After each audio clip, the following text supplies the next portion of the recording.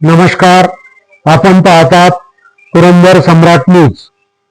Pune grand tour cycle स्पर्धा यशस्वी करण्यासाठी सहकार्य करा. जिल्हाधिकारी जितेंद्र दुधी. गाड्या वाढलेली आहे, ज्या पद्धतीने पोल्युशन वाढलेलं आहे, हा जर हाच स्पीड वाढत चालत राहिला तर पुढे भविष्य काळामध्ये दिल्लीची जी परिस्थिती आज आपण पाहतोय ते आपल्या परिसराची सुद्धा होऊ शकते. आणि म्हणून तशी होऊ नये त्याच्या आधीच आपल्याला काही पाऊल उचलण्याची आवश्यकता आहे. आणि त्याच्यामध्ये हा मुख्य पाऊल आहे की आपल्याला सायकलचा वापर जे आधी आपण पुण्यामध्ये खूप मोठ्या प्रमाणावर करत होतो तो आपल्याला करण्यासाठी ट्रॅफिकचा खूप मोठा प्रॉब्लेम झालेला आहे. खूप जास्त गाड्या झाल्यामुळे सुद्धा तेही कारण आहे. तर त्याच्यामध्ये कुठेतरी आपण येऊन कुठेतरी थांबू, कारण प्रत्येक गावामध्ये जेवढे लोक आहेत तेवढी गाड्या झालेली आहेत. आणि हा हे मॉडेल जे आहे ते सस्टेनेबल नाही आहे. हे कुठेतरी सुरुवात होण्याची आवश्यकता आहे.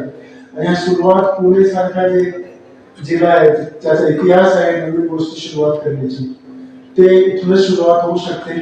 आणि हे 5-6 मुद्दे जे आहेत त्याला घेऊन आपण हा रेसचं आयोजन केलेलं आहे. आमच्या मीटिंग घेण्याचा हाच उद्देश होता की हा रेस तर मात्र तुम्ही रेस म्हणून पाहू नका, हा एक नवीन अध्याय लिहिण्याचा प्रयत्न करतोय आणि त्याच्याद्वारे आपण बरेचशा गोष्टी साधण्याचा प्रयत्न करतोय. तर त्याच्यामध्ये तुम्ही सर्व लोक सहभागी व्हा.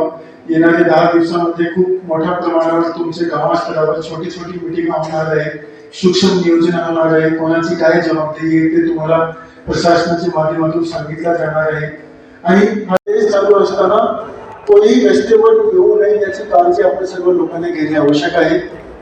ग्रामीण भागामध्ये असो किंवा शहरी भागामध्ये असो जनावर रस्त्यावर येऊ शकतात, तर त्याच्या प्रकारची काळजी सुद्धा आपण सर्व लोकांनी घेणे आवश्यक आहे. मुख्यतः ग्रामीण भागामध्ये आपण नेहमी आपले जे जनावर आहे ते शेतामध्ये सोडतो. तर सर्व ग्रामपंचायत आणि सर्व सरपंचांनी अशी सूचना देणे आवश्यक आहे की 21 जानेवारी आणि 22 जानेवारीला जेव्हा हा रेस आपल्या परिसरामधून निघतील तर हा 2 दिवशी आपला जे शेतामध्ये असणारे आपले जनावर आहे त्यांना शेतामध्ये सोडण्यात आलावा, जेणेकरून हा रेस मध्ये कुठल्याही प्रकारच्या अडचण निर्माण होणार नाही. आता याच्यामध्ये मी कॉलेजेस आणि शाळे याच्या सहभागासाठी वारंवार का सांगतोय की हा मात्र आपण सायकल रेस घेत नाहीये. हा सायकल रेस आहे आपण एक नवीन खेळ निर्माण करण्याचा प्रयत्न करतोय, नवीन चळवळ निर्माण करण्याचा प्रयत्न करतोय, जेणेकरून येणारी पिढी हा खेळामध्ये पार्टिसिपेट करतील आणि पुढे जातील आणि ते सुद्धा आंतरराष्ट्रीय खेळाडू म्हणून तयार होतील. आपण सर्व लोकांना सांगू इच्छितो की ऑलिम्पिक्स मध्ये 3rd हायेस्ट मेडल जे आहे ते सायकलचे आहे. ॲथलेटिक्स आणि ॲक्वेटिक्स म्हणजे स्विमिंग या खेळाडूचं चांगल्या पद्धतीने स्वागत करावं, त्याचा मनोबल वाढवा, उत्साह वाढवा. कारण जेवढा तुम्ही त्याचा उत्साह वाढवतील तेवढेच ते चांगले शब्द त्याचे तोंडापासून काढून त्याचे देशामध्ये आपल्याबद्दल सांगतील आणि त्याच्यामुळे येणाऱ्या वर्षामध्ये अजून मोठे खेळाडू अजून जास्त देशामधून आपल्या शहरामध्ये आपल्या गावामध्ये दाखल होतील. आणि प्रत्येक वर्षी हा जे सायकल रेस आहे त्याची उंची जी आहे ती वाढत जाते. आणि म्हणून मी सांगतो की हा रेस जे आहे ते प्रशासनाच्या हातून काढून लोकांनी त्याच्या हातामध्ये घेतली पाहिजे. आणि लोकांनी एकदा स्वतःच्या हातामध्ये या पद्धतीचे कुठल्याही काम घेतला तर त्याची जी ताकद आहे ती कुठल्याही प्रशासन कुठल्याही शासकीयपेक्षा खूप जास्त पटीने जास्त आहे आणि ते आपण चांगल्या पद्धतीने करू शकतो. तर त्याबद्दल तुम्ही सर्व लोक सहकार्य करावा. हे सर्व काम करत असताना एवढा मोठा गोष्टी आपल्या हातामध्ये घेत असताना 2-4 चुका पण आपल्याकडून होऊन जातात, तर तेही आपल्या निर्देशना सांगून द्यावा. त्याच्याबद्दल दुरुस्ती आपण व्यवस्थित करू शकतो. पुरंदरमध्ये मला बरेच लोकांनी सूचना आमच्या मेसेजद्वारे पाठवली होती की इकडे हा चुकीचं काम चाललाय, त्याच्यामध्ये दुरुस्ती करण्याची आवश्यकता आहे. त्या पद्धतीने आपण दुरुस्ती सुद्धा करून दिली म्हणून आपण सुधारणा आपण अजूनही करत आहोत, ते आपण करत राहू.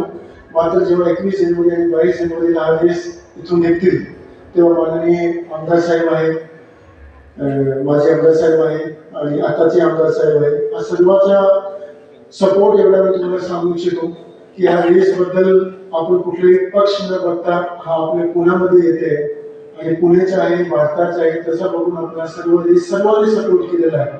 तर त्या पद्धतीने तुम्ही सर्व लोक सुद्धा सपोर्ट करावा आणि नक्की हा रेस जे आहे ते आपण यशस्वीपणे पार पाडू असा मला संपूर्ण विश्वास आहे. तुम्ही सर्व लोक या ठिकाणी आले, आम्हाला उशीर झाला तरी तुम्ही वाट पाहिली, त्यासाठी तुम्ही सर्व लोकांचा खूप मनापासून धन्यवाद आणि यशस्वी होऊ. धन्यवाद सर्वांचे.